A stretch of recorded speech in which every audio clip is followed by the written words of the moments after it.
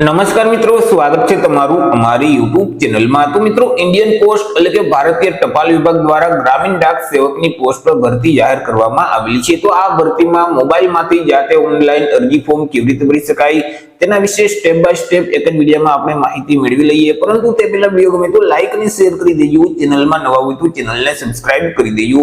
તો ચાલો મિત્રો, વિડીયોની શરૂઆત કરીએ।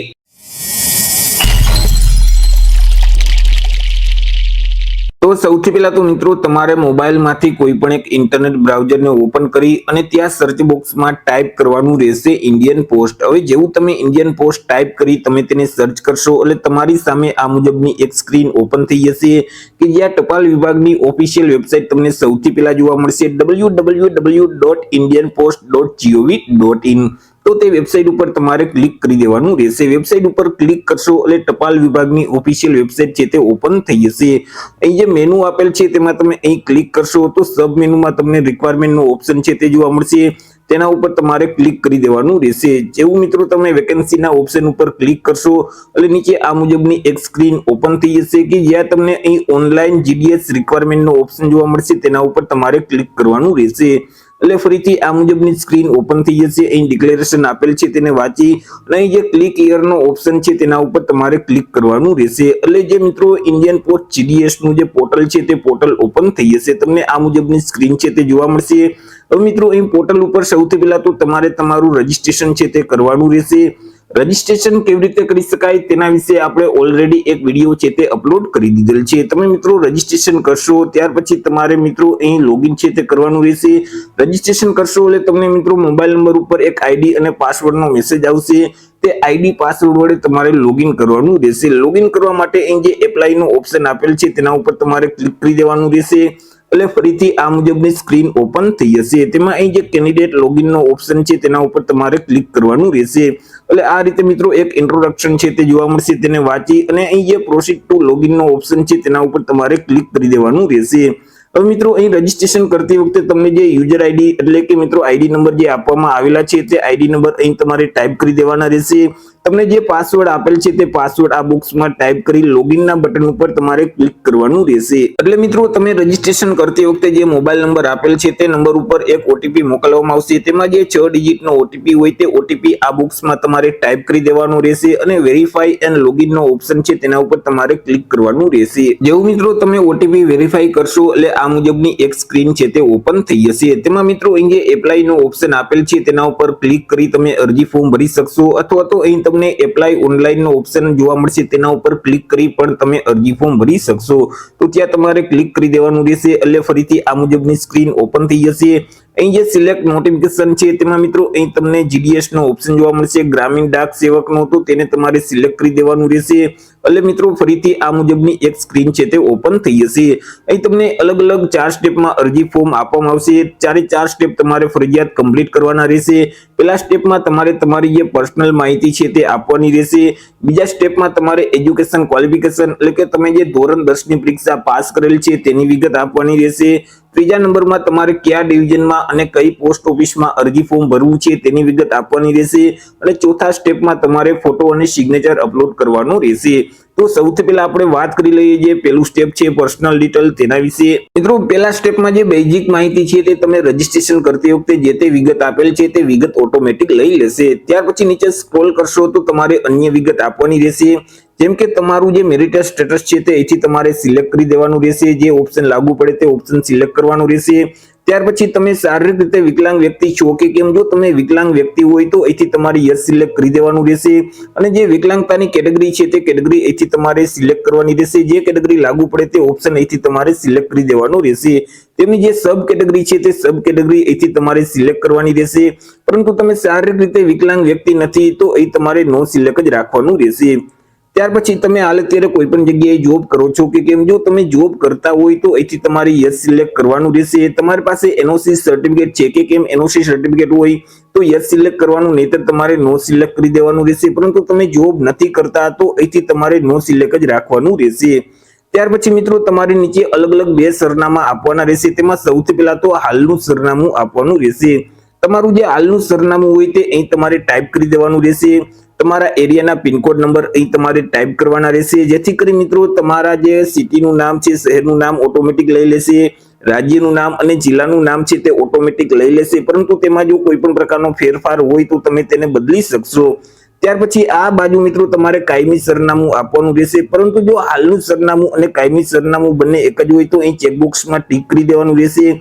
બંને અલગ અલગ સરનામા હોય તો અહીં તમારે કાયમી સરનામું ટાઈપ કરી અને અહીં પણ તમારા એરિયાના પિનકોડ નંબર ટાઈપ કરી દેવાના રહેશે, જેથી કરી તમારા શહેરનું નામ, રાજ્યનું નામ અને જિલ્લાનું નામ ઓટોમેટિક આવી જશે। તમામ વિગત ભરાઈ જાય એટલે અહીં જે સેવ એન્ડ નેક્સ્ટ નું ઓપ્શન જોવા મળશે તેના ઉપર તમારે ક્લિક કરી દેવાનું રહેશે, જેથી કરી મિત્રો તમારી અરજી છે તે બીજા સ્ટેપમાં આવી જશે કે જ્યાં તમારે એજ્યુકેશન ક્વોલિફિકેશનની વિગત આપવાની રહેશે, એટલે કે તમે જે ધોરણ 10 ની પરીક્ષા પાસ કરેલ છે તેની વિગત આપવાની રહેશે। ધોરણ 10 ની પરીક્ષા કયા રાજ્યમાંથી પાસ કરેલ છે તે રાજ્યનું નામ અહીંથી તમારે સિલેક્ટ કરી દેવાનું રહેશે, તો આપણે ગુજરાત રાજ્યને સિલેક્ટ કરી દેશું। ધોરણ 10 ની પરીક્ષા કયા વર્ષમાં પાસ કરેલ છે તે પાસિંગ યર અહીંથી તમારે સિલેક્ટ કરી દેવાનું રહેશે। ત્યાર પછી કયા બોર્ડમાંથી ધોરણ 10 ની પરીક્ષા પાસ કરેલ છે તે બોર્ડનું નામ અહીંથી તમારે સિલેક્ટ કરવાનું રહેશે। હવે ધોરણ 10 માં તમે જે ઓપ્શનલ વિષય રાખેલ છે, એટલે કે જે હિન્દી અથવા સંસ્કૃત વિષય રાખેલ છે તે વિષયમાં જો ગ્રેડ સિસ્ટમ હોય તો અહીં જે ગ્રેડ વાળો ઓપ્શન છે તેને તમારે સિલેક્ટ કરવાનું રહેશે, પરંતુ જો માર્ક આપેલ હોય તે વિષયની સામે તો અહીં જે માર્કનો ઓપ્શન છે તે તમારે સિલેક્ટ કરી દેવાનો રહેશે। જે ઓપ્શન લાગુ પડે તે ઓપ્શન તમારે સિલેક્ટ કરવાનું રહેશે। ત્યાર પછી તમારા જે સીટ નંબર છે તે અહીં તમારે ટાઈપ કરવાના રહેશે। નીચે મિત્રો તમારે માર્ક છે તે આપવાના રહેશે, તેમાં જે સાયન્સ એન્ડ ટેકનોલોજી એટલે કે વિજ્ઞાનના જેટલા માર્ક હોય તે માર્ક અહીં તમારે ટાઈપ કરી દેવાના રહેશે। ત્યાર પછી સામાજિક વિજ્ઞાનના માર્ક અહીં તમારે ટાઈપ કરવાના રહેશે, ગણિતના માર્ક છે તે અહીં તમારે ટાઈપ કરી દેવાના રહેશે। ત્યાર પછી અહીંથી તમારે કોઈ પણ લેંગ્વેજ છે તે સિલેક્ટ કરવાની રહેશે, તો ઇંગ્લિશ વિષય સિલેક્ટ કરી અને તેમના માર્ક છે તે અહીં તમારે ટાઈપ કરવાના રહેશે। ત્યાર પછી મિત્રો બીજી જે લેંગ્વેજ છે તે અહીંથી તમારે સિલેક્ટ કરવાની રહેશે, તો ગુજરાતી વિષયને સિલેક્ટ કરી અને તેમના માર્ક અહીં તમારે ટાઈપ કરી દેવાના રહેશે। ત્યાર પછી તમે જે ઓપ્શનલ વિષય રાખેલ છે હિન્દી કે સંસ્કૃત, જે વિષય રાખેલ હોય તે વિષય અહીં તમારે સિલેક્ટ કરી અને તેમાં જે માર્ક મેળવેલ છે તે માર્ક અહીં તમારે ટાઈપ કરી દેવાના રહેશે। જો તમે આગળ ગ્રેડનો ઓપ્શન સિલેક્ટ કરેલ હશે તો અહીં જે સંસ્કૃત કે હિન્દીની સામે ગ્રેડ આપેલ હશે તેમાં તમને જેટલો ગ્રેડ મળેલ હોય તે ગ્રેડ તમારે સિલેક્ટ કરી દેવાનો રહેશે। ત્યાર પછી જો મિત્રો રિજિયલમાં સીજીપીએ આપેલ છે તો સીજીપીએ સ્કોર છે તે અહીં તમે ટાઈપ કરી શકો છો, પરંતુ તે ઓપ્શનલ છે, તે ન સિલેક્ટ કરો કે ન ટાઈપ કરો તો પણ ચાલે। અને મિત્રો તમામ વિગત ભરાઈ જાય એટલે ફરીથી સેવ એન્ડ નેક્સ્ટ નો ઓપ્શન આપેલ છે તેના ઉપર તમારે ક્લિક કરી દેવાનું રહેશે। આગળ મિત્રો તમારી અરજી ત્રીજા સ્ટેપમાં આવી જશે કે જ્યાં તમારે ડિવિઝનનું નામ સિલેક્ટ કરવાનું રહેશે। હવે તમે જે સર્કલમાં અરજી ફોર્મ ભરવા માંગતા હોય તે સર્કલનું નામ અહીંથી તમારે સિલેક્ટ કરવાનું, તો આપણે ગુજરાત સર્કલને સિલેક્ટ કરી દેશું। ત્યાર પછી તમે જે ડિવિઝનમાં અરજી ફોર્મ ભરવા માંગતા હોય તે ડિવિઝનનું નામ અહીંથી તમારે સિલેક્ટ કરી દેવાનું રહેશે, જેથી કરી તે ડિવિઝનની અંદર આવેલ જે પોસ્ટ ઓફિસ છે કે જેમાં જગ્યાઓ ખાલી છે તેનું એક લિસ્ટ છે તે તમને જોવા મળશે। તેમાં મિત્રો તમે જેટલી પોસ્ટ ઓફિસમાં અરજી ફોર્મ ભરવા માંગતા હોય તે પોસ્ટ ઓફિસનો ક્રમ છે તે તમારે તમારી પસંદગી મુજબ આપવાનો રહેશે। માનો કે તમે જે પહેલી પોસ્ટ ઓફિસમાં અરજી ફોર્મ ભરવા માંગો છો, તમારી જે પહેલી પસંદગી છે, તો તેની સામે અહીં સિલેક્ટનો ઓપ્શન જોવા મળશે, તેમાં તમારે 1 નંબરનો ઓપ્શન છે તે સિલેક્ટ કરી દેવાનો રહેશે। એવી રીતે બીજા નંબરમાં તમે જે પોસ્ટ ઓફિસ રાખવા માંગતા હોય તો તેની સામે પણ જે સિલેક્ટનો ઓપ્શન છે તેમાં મિત્રો તમારે 2 નંબર સિલેક્ટ કરી દેવાનો રહેશે। એવી રીતે લિસ્ટ આપેલ છે તેમાં તમે જેટલી પોસ્ટ ઓફિસમાં અરજી ફોર્મ ભરવા માંગતા હોય તેનો ક્રમ છે તે તમારે તમારી પસંદગી મુજબ આપી દેવાનું રહેશે। હવે તમે જેટલી પોસ્ટ ઓફિસ સિલેક્ટ કરેલ હશે તેનું અહીં નીચે લિસ્ટ છે તે જોવા મળશે।